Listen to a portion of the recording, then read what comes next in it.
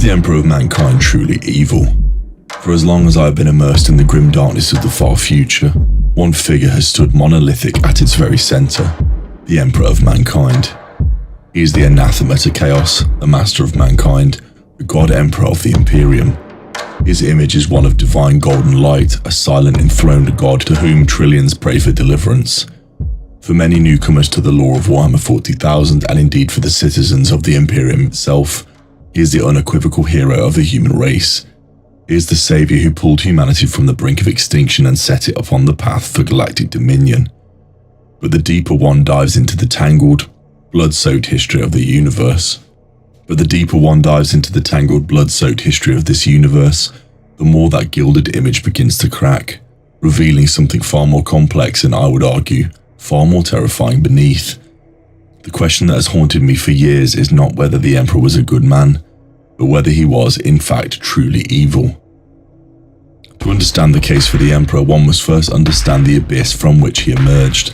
The Age of Strife was humanity's nadir, a multi-millennia-long dark age where our species was scattered, preyed upon by Xenos horrors and tormented by the newly birthed psychic maelstrom of the warp.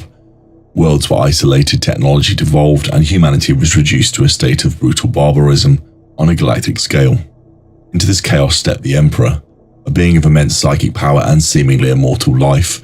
He first unified the warring tribes of Terra, crushing brutal warlords and techno-barbarians under the heel of his Thunder Warriors. This act alone was a monumental feat of salvation. From there he launched the Great Crusade, a breathtakingly ambitious project to unite all the lost worlds of humanity. He created the Primarchs, 20 demigod sons forged from his own genetic material to be his generals. He created the Space Marines, transhuman angels of death, to be their legions. The vision was a noble one, at least on the surface, a secular, rational, human-centric galaxy, guided by the light of science and reason known as the Imperial Truth. For a time it seemed as though this golden age was not just possible, but inevitable. Humanity was on the march, reclaiming its birthright among the stars under the leadership of a benevolent, visionary father. This is the Emperor the Imperium worships, the protector, the unifier, the saviour.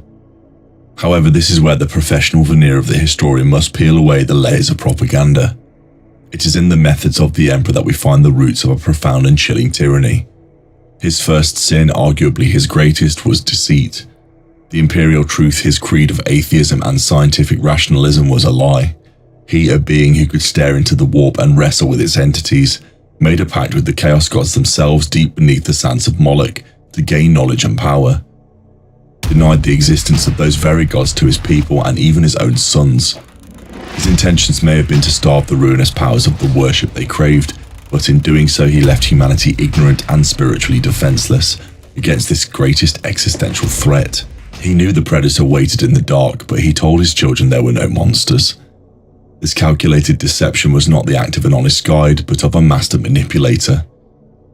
This manipulation extended to his most personal creations, the Primarchs.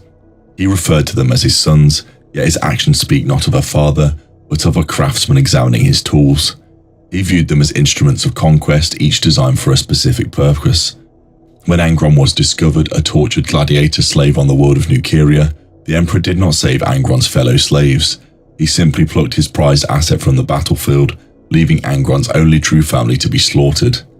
This act of cold utilitarian cruelty forever broke his son and set him on a path of rage that would eventually lead to damnation.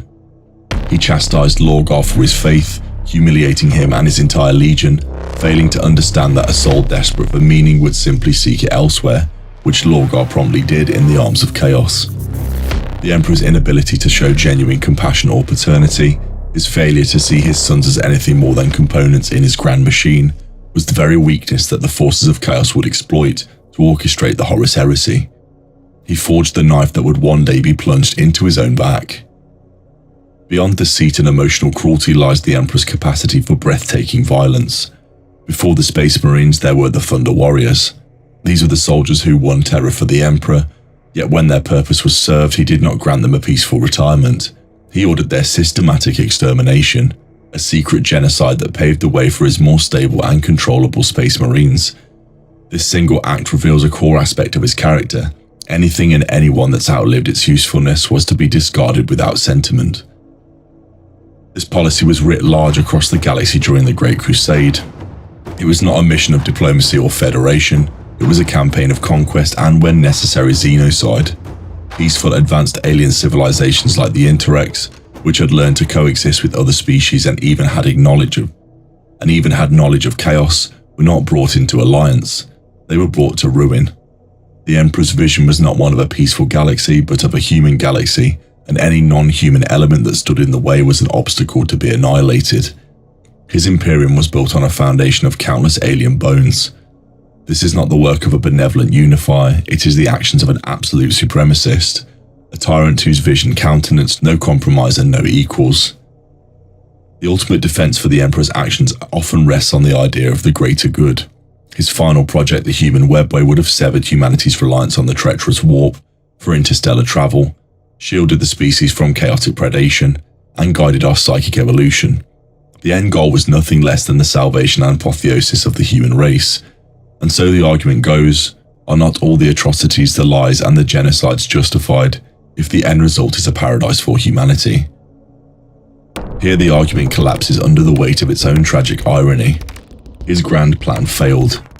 Horus Heresy, born from his own failings as a father and a leader, shattered his dreams and left him a living corpse upon the Golden Throne.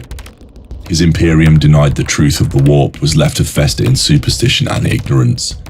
The secular rational empire he envisioned has become the very thing he hated, a dogmatic, decaying, faith-driven theocracy that worships him as a god. He is kept alive by the daily sacrifice of 1,000 psykers, their souls burned out to fuel the psychic beacon of the Astronomicon.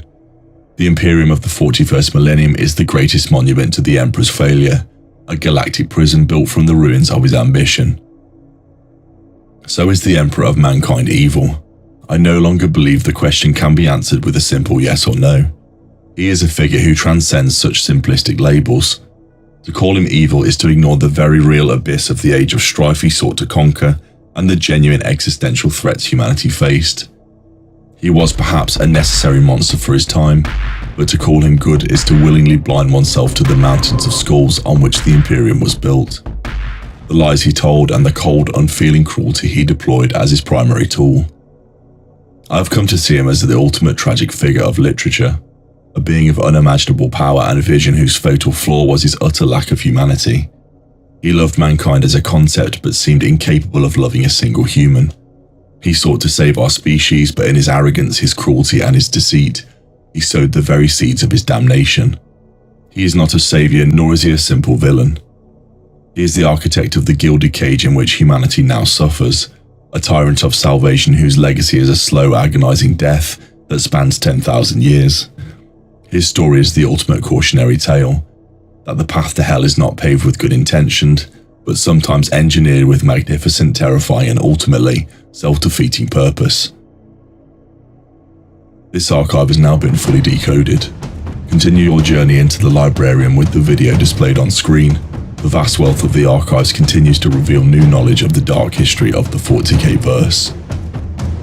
In the grim dark of the far future, there is only war.